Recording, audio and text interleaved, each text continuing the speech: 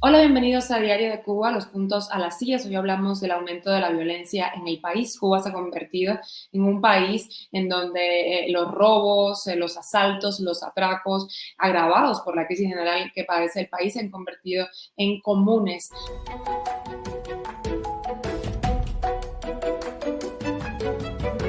Para hablar de este tema nos acompaña hoy Jorge Enrique Rodríguez, él es periodista de Diario de Cuba y cada lunes está con nosotros haciendo directas en nuestras redes sociales. También el juez Fran Ajete, él es graduado en la Facultad de Derecho de la Universidad de La Habana, ha sido fiscal anticorrupción del municipio Plaza de la Revolución, eso fue desde el año 2014 hasta 2016, y también fue juez anticorrupción desde el 2016 hasta el año 2019. Desde el año 2020 vive en España. Gracias por estar con nosotros, Fran. Y Yaxi Cires, director de estrategia del Observatorio Cubano de Derechos Humanos, que también está con nosotros para hablar del tema. Muchísimas gracias por estar, por su tiempo. Quiero empezar con Frank, que nos atiende desde España, y es hablando de que aunque los gobiernos autoritarios normalmente tienen pues un buen control del delito en su país, la profunda crisis que padece Cuba está generando una presión delictiva que sobrepasa la capacidad del régimen para tomar cartas en el asunto. ¿Cómo afecta al propio régimen, al propio gobierno, el aumento de la violencia en Cuba? Que ya en una ocasión previa Cuba tuvo pues también un pico de crisis económica que por lo general viene aparejada a picos en hechos delictivos. O sea, es normal, no es un problema exclusivo de Cuba ni de ningún tipo de sistema ni de eh, el estilo económico que desee seguir un país. Simplemente es un problema de pobreza, un problema de necesidades que quedan por cubrir. Eh, Ese tipo de necesidades insatisfechas son los que empiezan a impulsar picos de delincuencia, y muchas veces los estados pobres y en consecuencia brutos al momento de solucionar este tipo de crisis toman como respuesta aumentar las sanciones, o sea, aumentar sanciones para delitos de este tipo. O sea, las respuestas que suelen asumir este tipo de estados, Cuba no fue una excepción durante el periodo especial, y ahora también con la modificación del Código Penal ha aumentado algunas de las penas.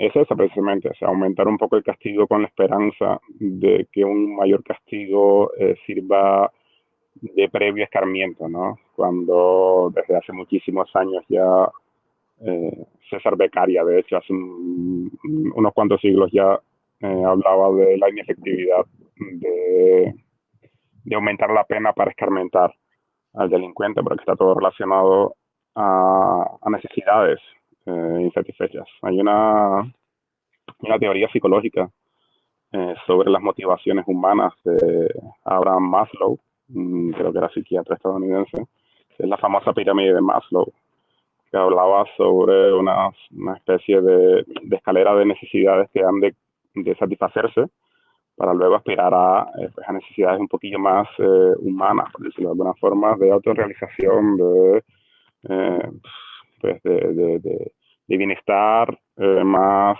occidental, ¿no? Lo que uno entiende como bienestar o como autorrealización, ¿no? Cuando las necesidades básicas estas no están cubiertas, pues las personas simplemente por un problema natural, lo primero que van a hacer es intentar cubrirlas. Y cuando tú no tienes necesidades básicas cubiertas, necesidades básicas hablo incluso de zapatos, pues a lo primero que vas es a cubrir esas necesidades. O sea, el Estado al final, la solución para frenar picos de violencia o picos de hechos delictivos o un desborde o sea, más actividades delincuenciales que fuerza para frenarlos, no se resuelve ni aumentando condenas ni siquiera poniendo más policías. Es simplemente un problema económico, es simplemente un problema de satisfacer lo que la gente pide o lo que la gente entiende como básico. Viajamos a La Habana, nos conectamos con Jorge Enrique y quiero hablar de cómo ha percibido él en La Habana pues el aumento de la violencia y cuál ha sido la respuesta del Estado. La violencia es uno de los aspectos centrales dentro de la sociedad cubana. Si no se parte de esta premisa de que como sociedad somos una sociedad violenta, más allá de lo que pueda haber expresado en su momento Mariela Castro, y más adelante voy a explicar por qué me refiero a ella. Mariela Castro fue una funcionaria que afirmó en una entrevista que Cuba no era un país violento. Es decir, para hablar de la violencia en Cuba, afirmar esto es no querer entender y no querer, digamos, como que aceptar la violencia como aspecto central dentro de la Cuba de hoy, ¿no? Hoy la violencia está sostenida sobre todos sus aspectos, todos los aspectos de la violencia. Está, digamos, hoy uno de las aristas más preocupantes de la violencia está, por supuesto, el feminicidio, pero también están ahora las desapariciones de las personas o secuestros, porque prácticamente también son secuestros. Hoy estamos asistiendo a en cualquier día, cualquier noticia, cualquier semana, se entera uno por ejemplo, un descuartizamiento, el asesinato y después enterramiento de una persona, la violación a las mujeres, los asaltos que cada vez cobran más víctimas, asesinatos brutales incluso dentro de las propias viviendas de las personas, como pudimos ver el 5 de diciembre pasado. Es decir, hoy estamos asistiendo a aspectos de la violencia que quizás antes no se tenían noticia, digamos, porque no existían las redes sociales tampoco. Han incrementado ciertamente por los niveles de sobrevida que ha aumentado en Cuba. Es decir, sobrevivir en Cuba es la palabra de orden, y en Cuba no se vive, en Cuba se sobrevive.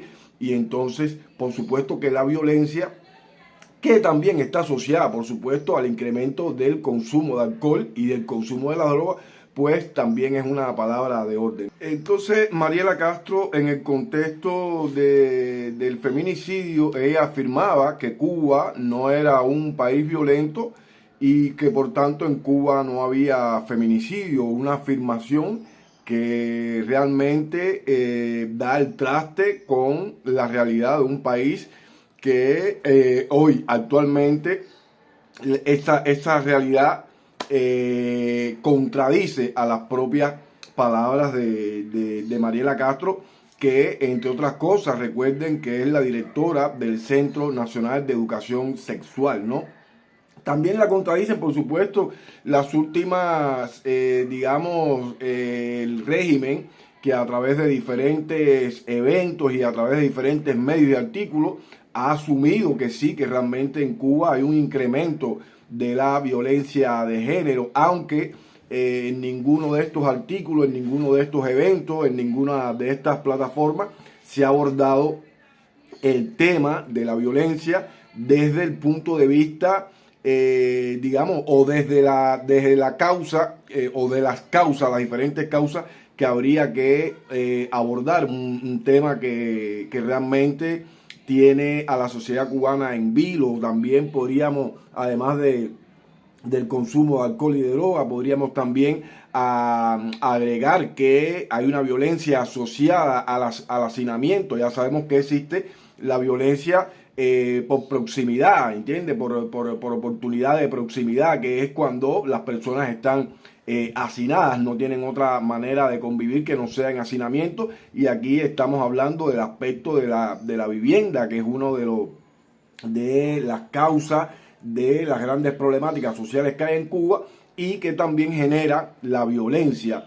Decir que en Cuba no hay violencia, decir que en Cuba no hay feminicidio, decir que en Cuba no hay un incremento del consumo de alcohol y de droga, decir que en Cuba no hay una inseguridad ciudadana que está dada por la corrupción policial, yo creo, es decir, de la corrupción policial y de la corrupción de los estamentos de justicia y de tribunales, ¿sí? La corrupción en estos departamentos, decir que estas no son causas de la violencia y decir que esto no está sucediendo en Cuba es vivir de espalda a la realidad de lo que está sucediendo en Cuba en términos de violencia.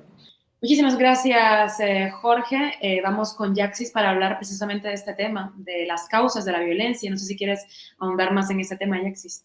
Indudablemente, como afirma Jorge, hay una situación de violencia en Cuba. Es innegable. Los propios ciudadanos, cuando se les consulta para los estudios sobre los derechos sociales que hacemos desde el Observatorio Cubano de Derechos Humanos, ubican el tema de la inseguridad ciudadana entre los 7 primeros que más le afecta en su vida cotidiana.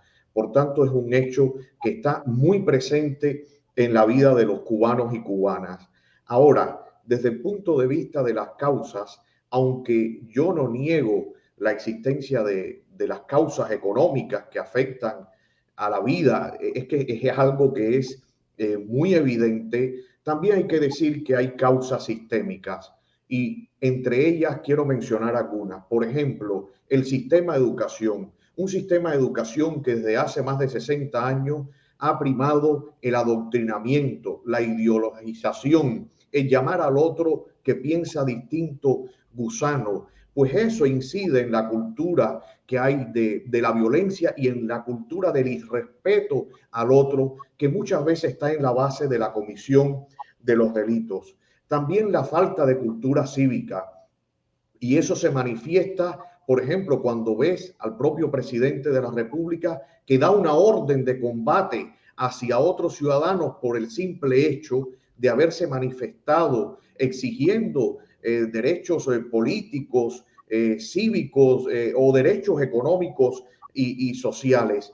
También el daño que se le ha hecho a la familia. La familia es la célula de la sociedad, es donde la gente aprende a convivir, donde aprende a respetarse. Y ya sabemos que desde el principio del sistema de la Revolución Cubana, lo que ha hecho es dividir a la familia, es pelear a unos contra otros, a los que están afuera contra los que están dentro, a los que piensan de una manera y los que piensan de otra. Por eso yo sí creo que además de los factores económicos y coyunturales, también hay factores que tienen que ver con causas sistémicas. Y si no entendemos esto, cometeremos un error de frente al futuro de Cuba o de frente al presente. Si uno quiere saber cómo van a ser los ciudadanos de hoy y de mañana, fijémonos, por ejemplo, en el sistema educativo que tiene ese país. Frank, quiero volver contigo, porque bueno, tú ejerciste en Cuba, vives en España desde hace años también, y quiero preguntarte por los mecanismos de prevención, ¿no? Comparados los de Cuba con los de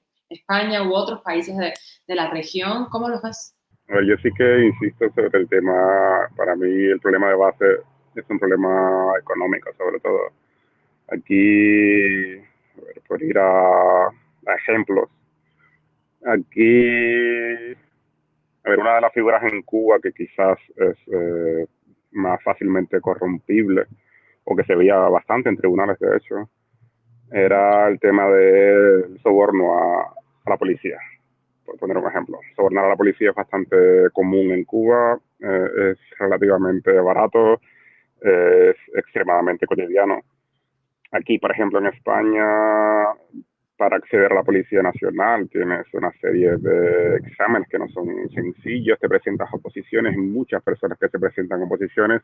Llegar a ser Policía Nacional no solo te garantiza un trabajo vitalicio, sino que además tienes pues, facilidades financieras frente a los bancos, tienes posibilidad de sacar hipotecas, tienes una serie de facilidades que las personas, una vez que lo tienen, pues difícilmente quieran dejarlo ir por 5 o 10 euros, ¿no? O sea, yo sigo yendo a lo básico.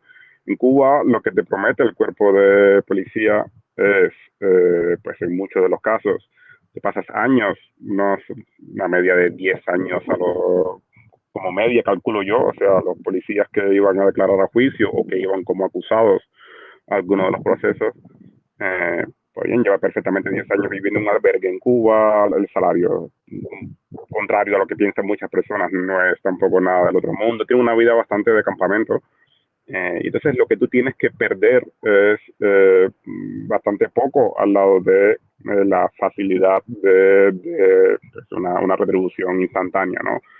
Yo, en lo personal, el tema de la economía, de cuál es tu situación de bienestar, qué es lo que tienes ahora y qué es lo que podrías perder si todo lo que podrías perder si por alguna situación determinada, pues usted se encuentra privado de libertad. O sea, en Cuba llega un momento donde que también lo repito, hubo picos de violencia muy altos durante el periodo especial y ahora seguramente se repetirán, porque es que mientras menos tienes que perder, pues más te inclinas a favor pues de resolver necesidades básicas. O sea, eso en España, de hecho España tampoco es uno de las panaceas del bienestar social en Europa.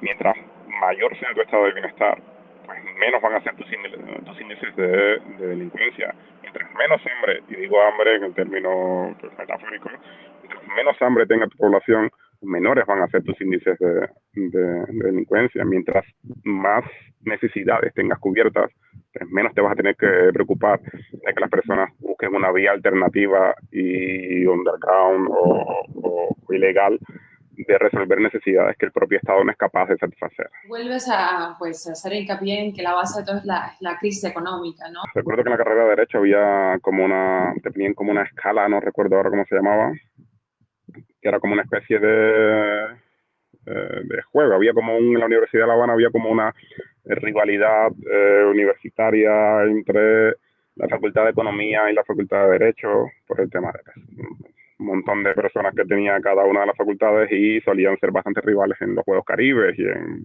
eventos culturales y tal. Y había como esa especie de rivalidad, ¿no? Y partiendo de esa rivalidad, cuando entrabas a la carrera, te empezaban a hablar un poco del derecho, de qué era el derecho y dónde se ubicaba en la esfera social y tal.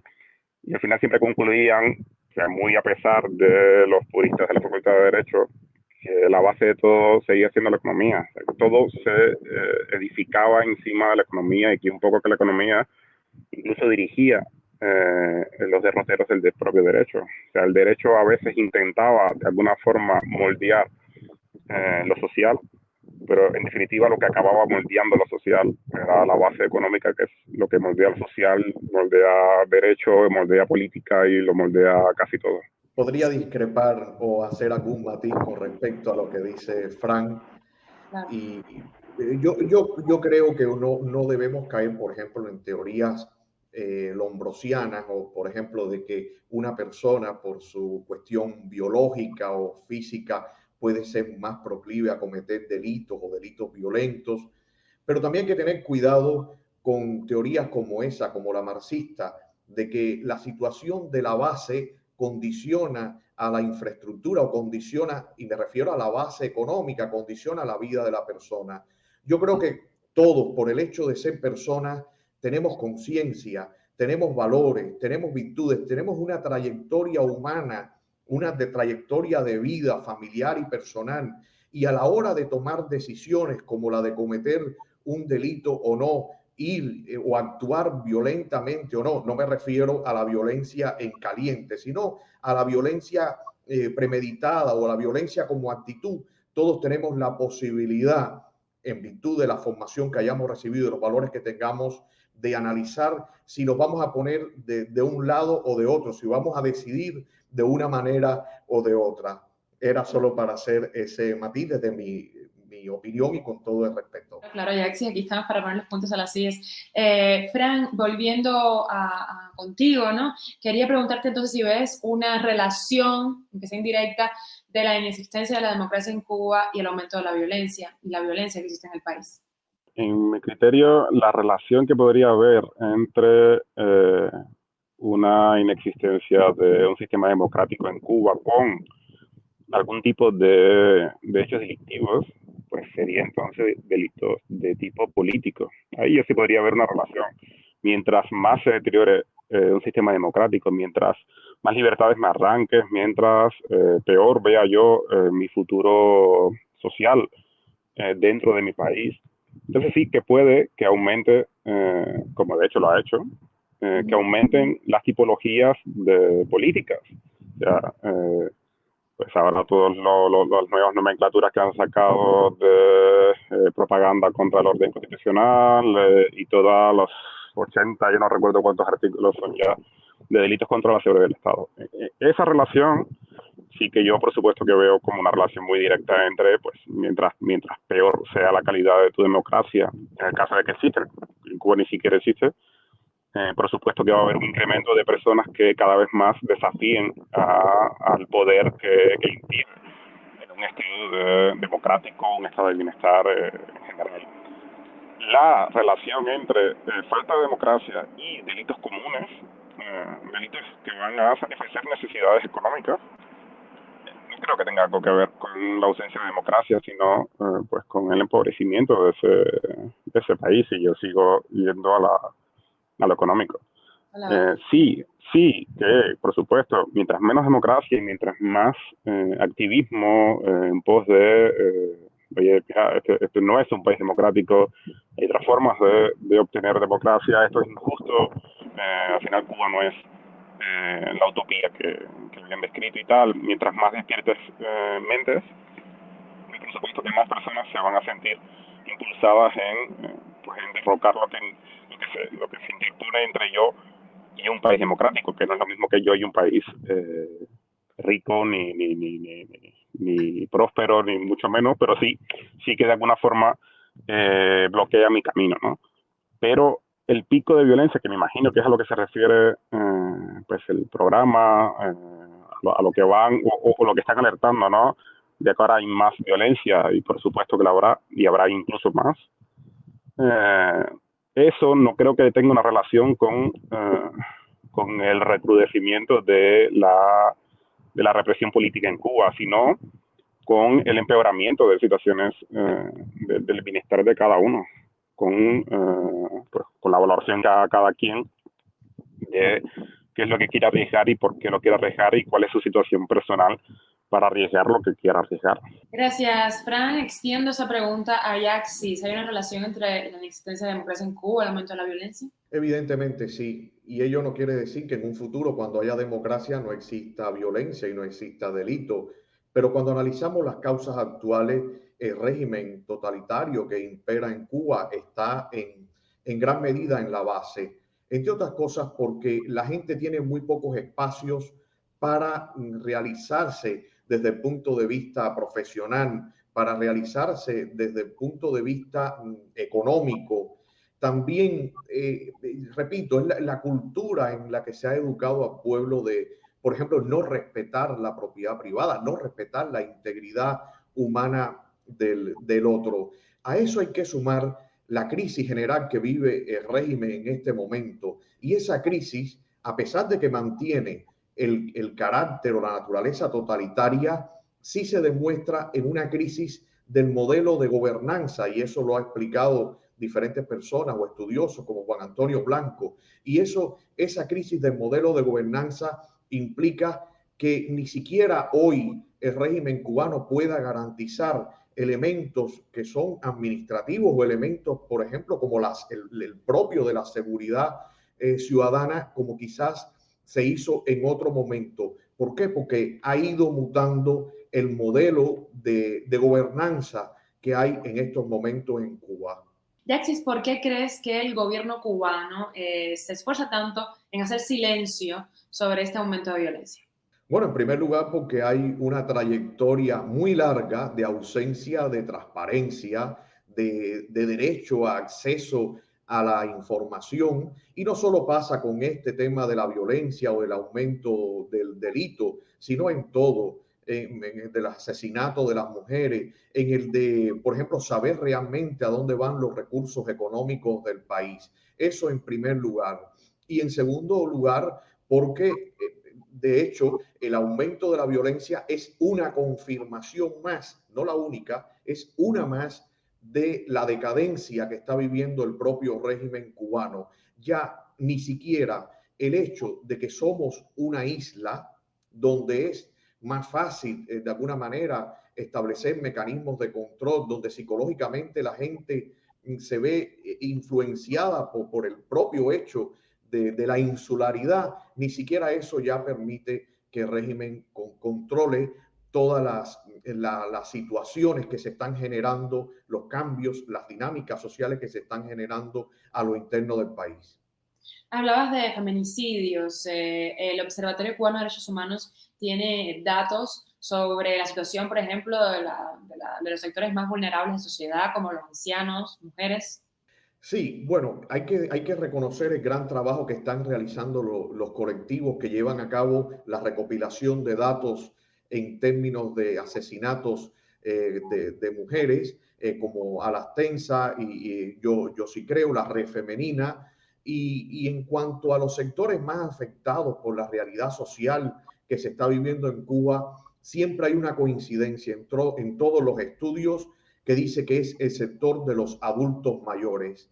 Cuando preguntas o cuando se preguntas sobre los sectores más críticos contra la realidad política, social y económica que se está viviendo, son los jóvenes, pero los más afectados por esa realidad son los ancianos, los adultos mayores. Por eso es que insistimos que deben haber reformas importantes, cambios importantes, urgentes, para atender las necesidades de este sector específicamente, bueno, y de la población en general. Muchísimas gracias, Yaxis, Fran y Jorge, por estar con nosotros hoy. Nos mantenemos en contacto.